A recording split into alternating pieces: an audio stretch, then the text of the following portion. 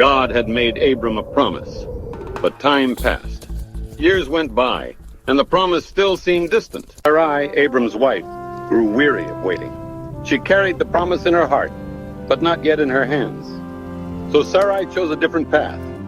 She gave her servant Hagar to Abram, believing that human effort could accomplish what patience could not. Hagar conceived, and tension quickly filled the household. Pride, resentment, and pain replaced peace. Feeling mistreated, Hagar fled into the wilderness. But God found her there.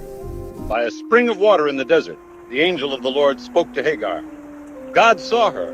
God heard her. God promised that her child would not be forgotten. Hagar gave God a name, the God who sees me. She returned, carrying both a child and a promise from God. Years later, God spoke again to Abram. This time, God did not change the promise. He expanded it. God changed Abram's name to Abraham, meaning father of many nations. Sarai became Sarah, a name filled with destiny. God reminded Abraham that the promise would come through Sarah, not through human striving, but through divine power. Abraham fell face down and laughed, not from disbelief, but from wonder mixed with uncertainty. Soon after, 3 visitors appeared near Abraham's tent.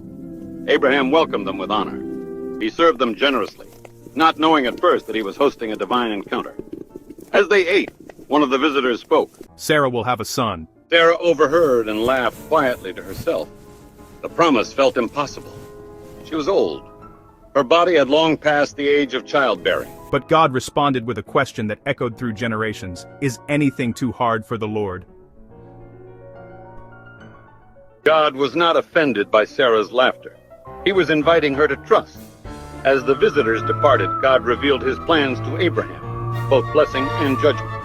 Abraham stood in the gap, interceding with humility and boldness. He appealed to God's mercy, revealing a heart aligned with compassion. The promise was still alive. The timing was still God's. And the story was moving forward, not by human strength, but by faith in a faithful God.